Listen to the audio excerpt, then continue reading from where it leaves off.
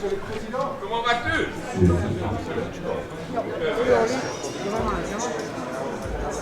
Ce l'abbiamo già noi ai tavoli.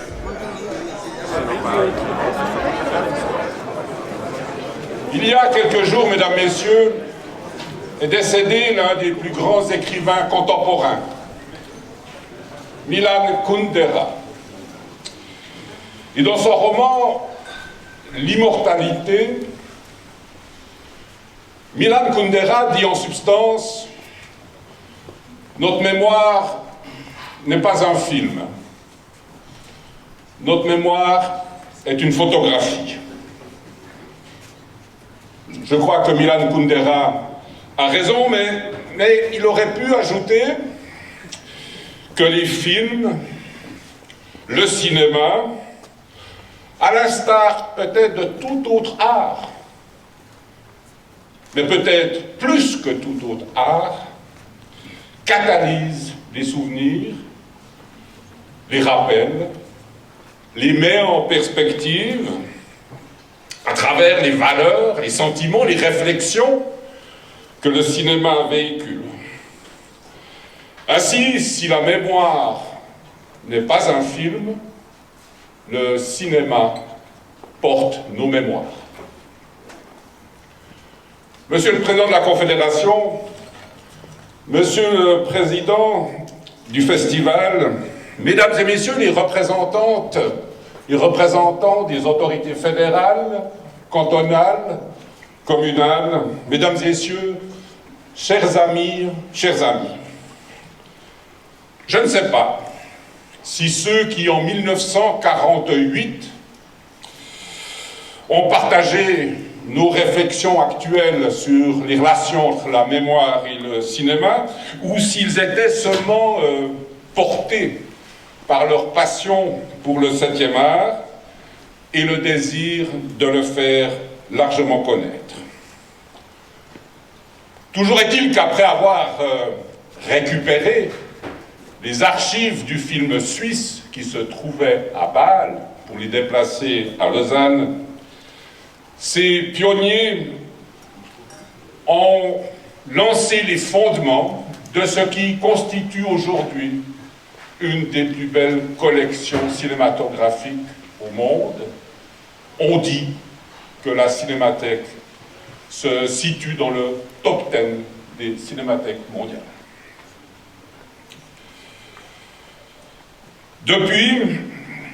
Depuis, directeurs et les équipes qui se sont succédés se sont employés à enrichir ce trésor grâce à tous les acteurs de la branche que vous représentez aussi, grâce à l'appui aussi des institutions publiques, en premier lieu la Confédération.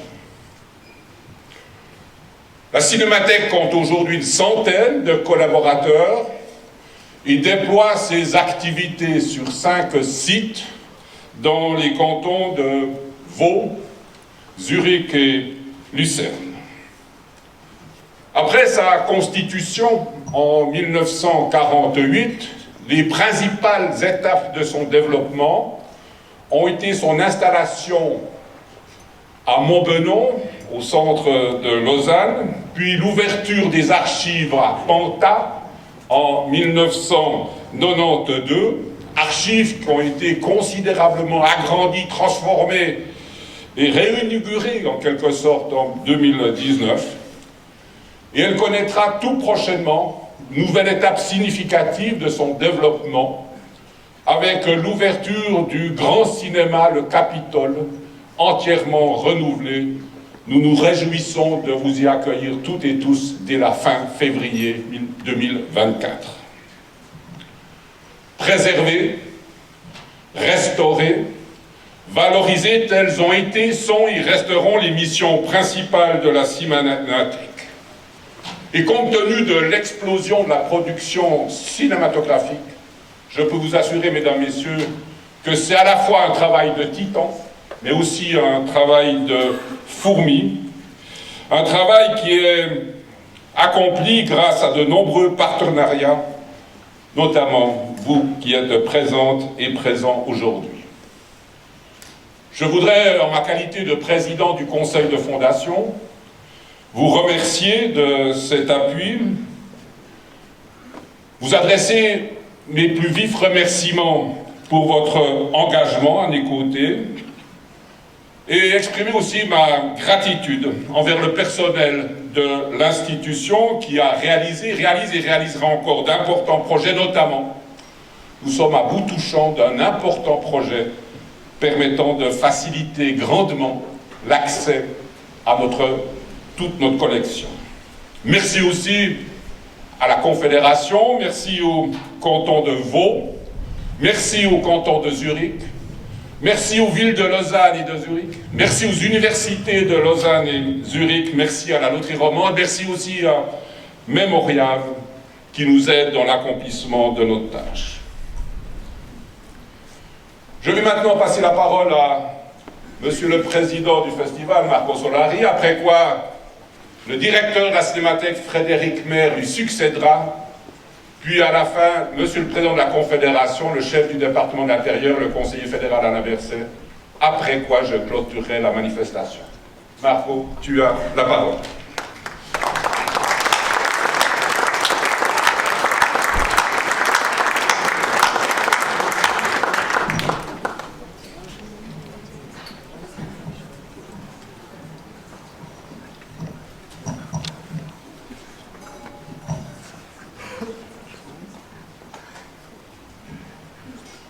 Alors, mesdames, monsieur le président de la Confédération, monsieur le président de la Cinémathèque, Frédéric, messieurs, je vous raconte une petite histoire. C'était en 1992, à Madrid, dans le palais de Villahermosa. La collection Thyssen était partie pour Madrid. Inauguration, il y a le Gotha espagnol. À un certain moment, on dit il y a le roi qui veut vous parler. Le roi arrive et Juan Carlos, il dit usted es suizo, explícame, estuve hace algunos días en la Exposición Universal de Sevilla y en el pabellón suizo hubo un escrito, la Suisse no existe. ¿Puede explicármelo? Alors, j'ai commencé, Maestad, bien que je sois viscéralement républicain, mais dans certains moments, la forme, il faut la garder. 4 idiomas, religiones diferentes, mentalidades distintas, pero, et j'ai pas pu m'empêcher de le dire, una cultura politica única republicana. Je sais pas si c'était à la limite de la gaffe. De toute façon, il me regarde et il me dit un poco complicado. Ah ben, ça a été ma rencontre. Alors ce matin, en arrivant ici, je disais, voilà, quelques mots. Et qu'est-ce que je dis? Alors, je peux dire que le festival, évidemment, dans toute son histoire, a tout fait pour se rapprocher au reste de la Suisse, surtout la Suisse alémanique, mais aussi la Suisse romande. Puis, m'est venu à la tête Juan Carlos, le pavillon Ben Vautier. La Suisse n'existe pas, la Suisse romande n'existe pas. Alors, de toute façon, ça c'est une des tâches prochaines, c'est d'approcher notre festival, la Suisse italienne, à la Suisse qui parle, qui pense et qui rêve en français. Et bon, Genève, c'est facile, c'est l'université. Le Jura, c'est un mariage d'amour fou. C'est l'amour fou depuis que le Tessin, avec une votation de 94%, jamais vu en Suisse, avait dit oui à l'indépendance du canton du Jura. Le Valais, c'est la même mentalité qui regarde, montagnarde et qui regarde vers le sud. Bon, Fribourg, on est liés. On est liés. Et en plus, il y a deux grands festivals. Je ne dis pas les deux plus grands, parce que sinon, immédiatement, quelqu'un va être offensé. Mais, et alors, reste Neuchâtel et le canton de Vaud. Neuchâtel, ce canton tout à fait particulier, par son histoire, mais aussi par ses personnalités. Et alors, évidemment qu'un premier lien est donné par le directeur, parce que le directeur de la Cinémathèque a été aussi directeur du Festival du film de Locarno et a contribué à la réputation internationale de Locarno. Donc, premier. La deuxième, c'est le président. Parce que, mesdames, messieurs, vous pouvez tourner les choses comme vous voulez. C'est toujours les femmes et les hommes, pas les institutions. Les femmes et les hommes qui portent en avant les choses. Jamais les institutions seules. Femmes et les hommes, les locomotives. Et une de ces locomotives, vous l'avez ici. Et où est la similitude? La similitude est ici, mesdames, messieurs. Ici. Ici. Sur ces 20 francs, il y a quoi? Unique pays au monde qui a mis sur une banknote une manifestation culturelle. Le Festival du film de Locarno. L'écran, la Piazza Grande. Et, comme il était membre du directoire de la Banque nationale, la signature de Monsieur le Président de la Cinémathèque. Et, évidemment, donc, cette similitude manque le canton de Vaud. Et où se trouve la Cinémathèque?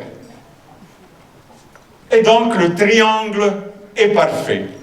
Alors, mesdames, messieurs, je suis très heureux que notre histoire se combine et, pour paraphraser votre président et son discours, je dirais, vive de la part du meilleur festival du monde à la meilleure cinémathèque du monde. Auguri, auguri, auguri.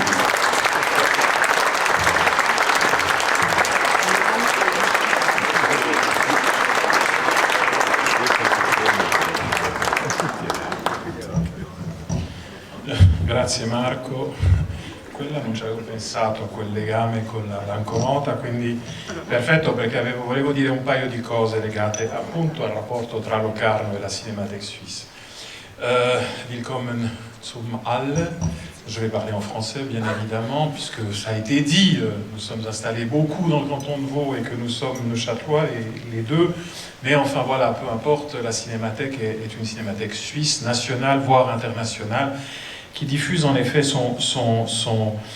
le cinéma suisse en particulier, dans le monde entier. Et c'est vrai que cette année, c'est un peu un hasard, mais c'est une année faste, puisque la Cinémathèque suisse a eu l'honneur de présenter un film qu'elle a restauré, Roméo et Juliette Village, de Valerian Schmidelli et Hans Stromer, en grande première à la Berlinale, et qu'elle a eu la possibilité de présenter The Village, Unser Dorf, la version internationale de Unser Dorf, de Léopold Lindbergh. Vous voyez les Neuchâtelois, hein, ça, hein, le haut du canton, et j'ai quand même une pensée pour nos amis de la Chaux-de-Fonds qui sont d'ailleurs, qui étaient par là et qui ont dû rentrer pour évidemment s'occuper de la catastrophe qui a eu lieu là-haut. Et nous avons eu ensuite The Village, Unserdorf à Cannes Classics. Et le film va ensuite tourner un peu dans le monde entier. On le verra aussi d'ailleurs en première suisse à Soleure, que vous le sachiez, aussi parce qu'à partir de l'année prochaine, au début janvier, à partir de mi-janvier, un grand événement aura lieu à Zurich, au Nationalmuseum, qu'on appelle aussi familièrement le Landesmuseum, le musée national à Zurich, vous savez, celui qui est juste en face de la gare, qui dédiera une exposition à la Präsenzfilm, qui fêtera l'année prochaine ses 100 ans.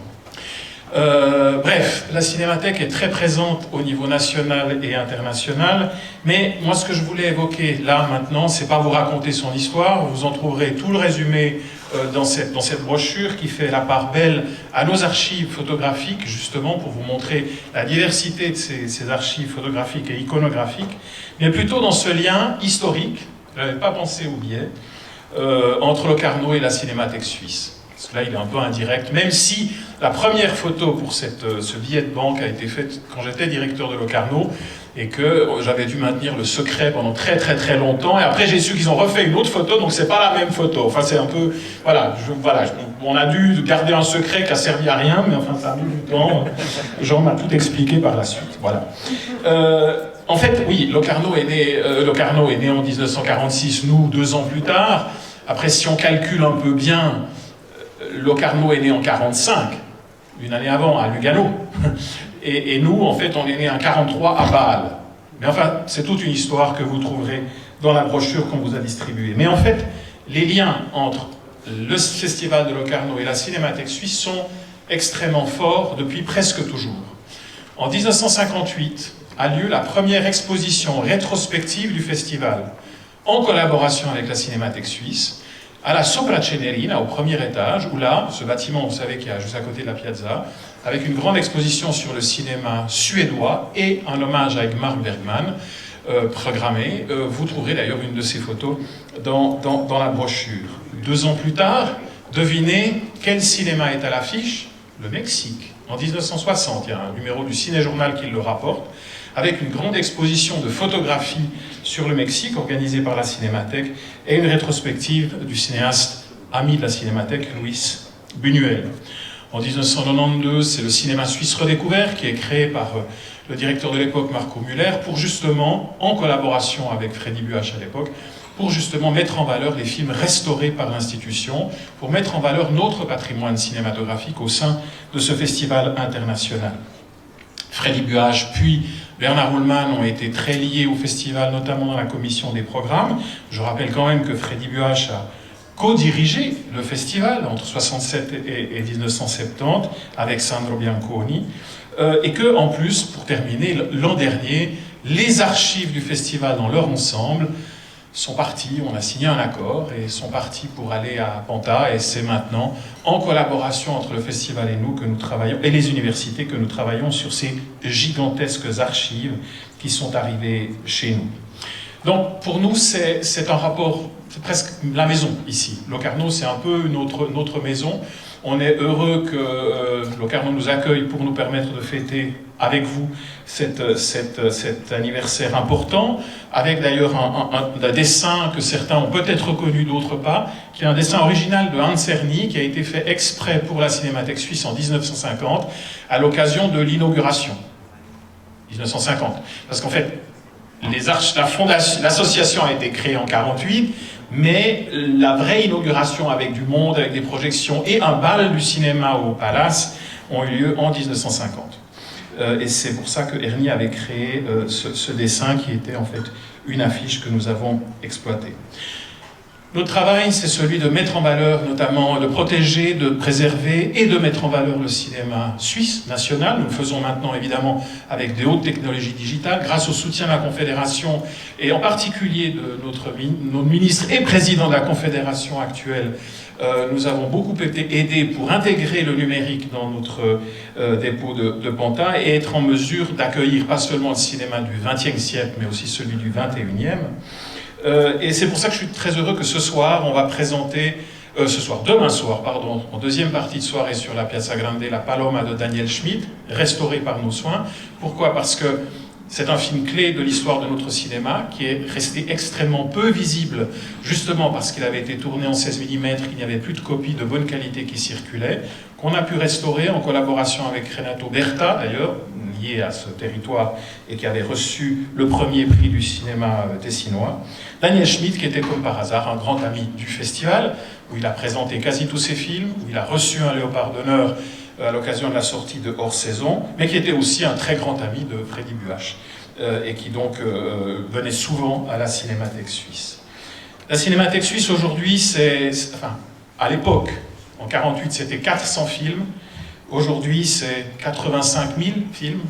C'était quelques milliers de bobines. Aujourd'hui, c'est plus de 800 000 bobines et 10 000 terabytes d'archives numériques, des photos, des affiches par million, mais vous aurez tous les chiffres dans la revue. C'est surtout le centre de recherche et d'archivage de Panta. C'est bientôt le Capitole, comme l'a dit mon président. Et puis alors, encore une petite chose, notre président de la Confédération a évoqué l'idée d'amener 2 chaises de la Piazza à la fin du festival dans nos archives de Panta, à l'ouverture du festival, c'est là que cher président, vous l'avez mentionné. Alors si Marco Solari et Raphaël Brunswick et Jonas sont d'accord, nous on les prend volontiers, mais on souhaite qu'elles soient dédicacées par tous les deux, par le président de la Confédération et le président du festival.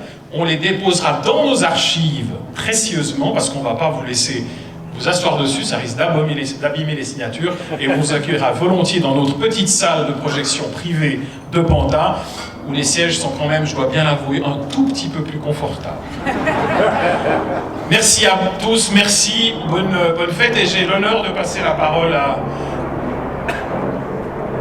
l'un de mes 2 présidents, parce que lui c'est Marco, tu étais mon président avant, non, c'est lui, le mien, mais l'autre président, mon président, puisque je suis suisse quand même, c'est Alain Berset, j'ai très honneur de l'accueillir sur ce plateau.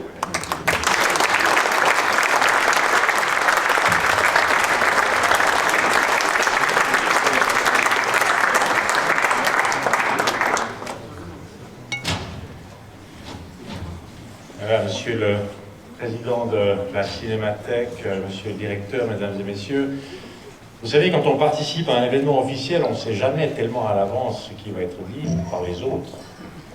Et je dois vous dire, une fois de plus, au risque de me répéter un peu, que je crois que ces échanges avec Marco Solari vont vraiment me manquer.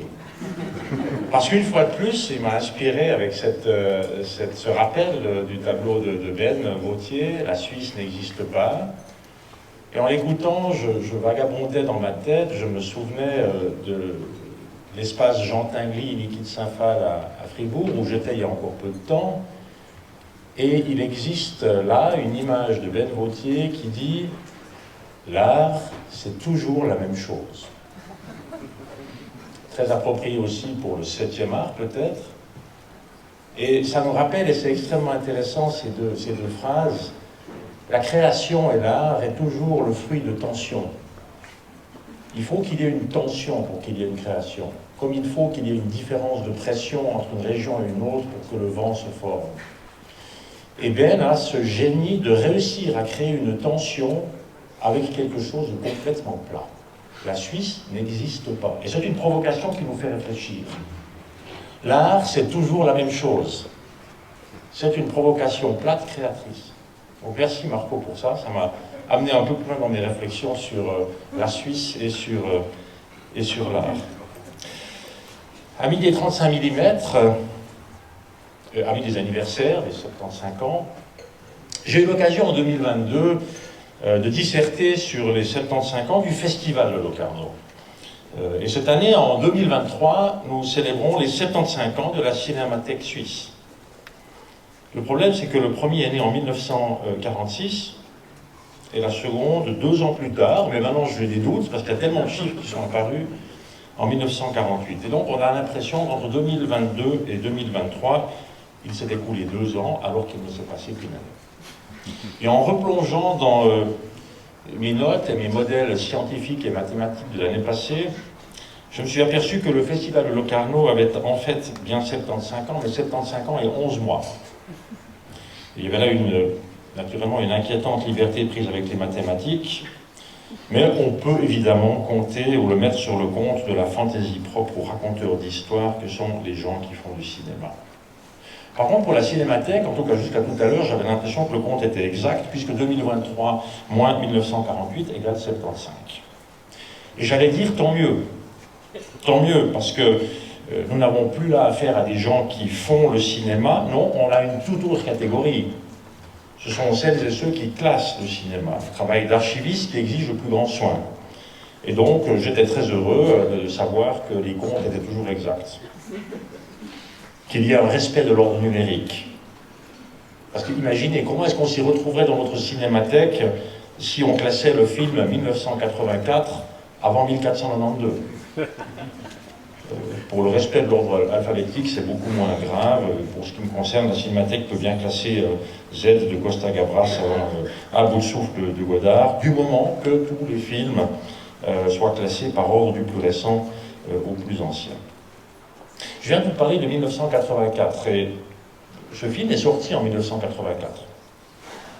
Oui, même année. De l'avis des spécialistes, il est probablement le film le plus simple à classer pour un archiviste.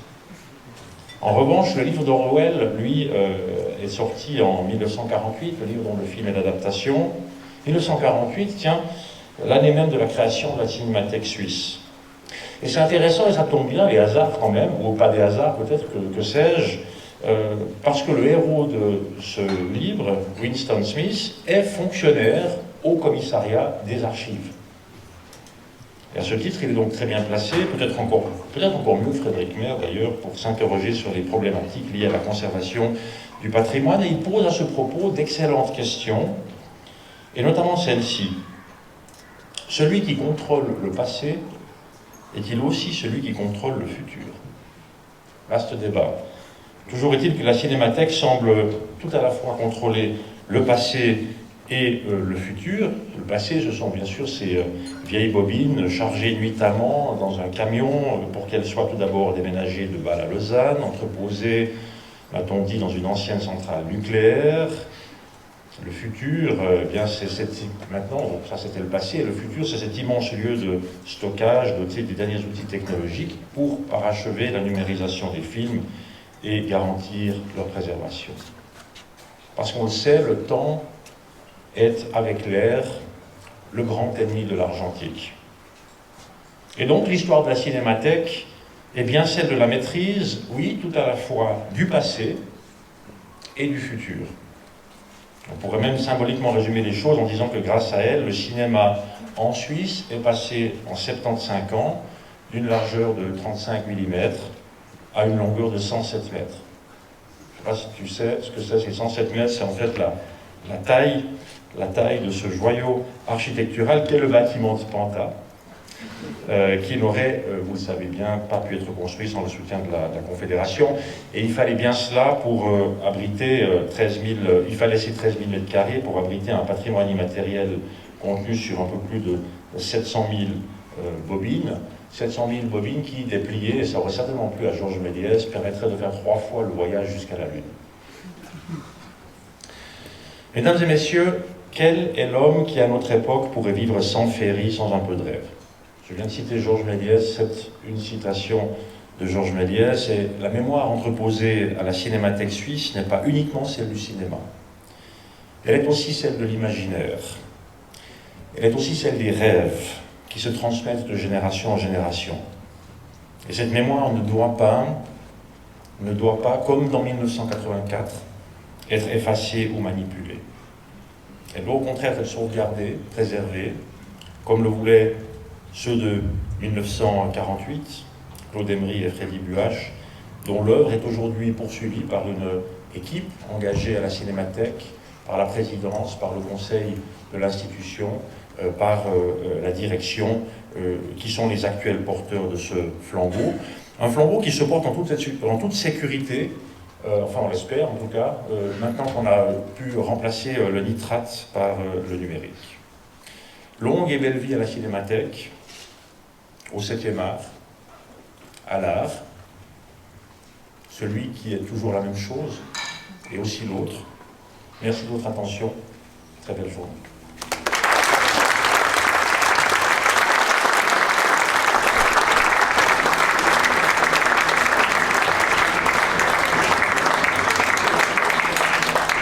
Voilà, mesdames, messieurs, je vais mettre fin à cette manifestation. Je voudrais encore remercier votre présence ici, d'avoir fait le déplacement pour que nous commémorions ensemble cet anniversaire. Remercier les collaboratrices et collaborateurs de la cinémathèques pour leur engagement, et en particulier celles et ceux qui ont permis que cette manifestation se déroule au mieux. Et enfin, au nom de l'institution, mais aussi en mon nom personnel, je voudrais témoigner notre plus profonde gratitude à Marco Solari et à Alain Berset. Vous avez veillé avec constance, avec intelligence et avec élégance sur ce festival et ce qu'il représente pour le cinéma de notre pays et pour le cinéma international. Lorsque on acquiert les fonctions qui ont été les vôtres, ce n'est pas l'envol qui est difficile, c'est l'atterrissage. C'est l'atterrissage. Et lors d'une de mes lectures estivales, j'ai lu cette citation de quelqu'un que je ne connais en tout cas pas, Lord Thomas Dewar, qui dit « L'esprit, c'est comme un parachute. Ça fonctionne quand c'est bien ouvert. » Alors, ne fais aucun souci pour toi, Marco, pour toi. Vous allez parfaitement atterrir. Merci.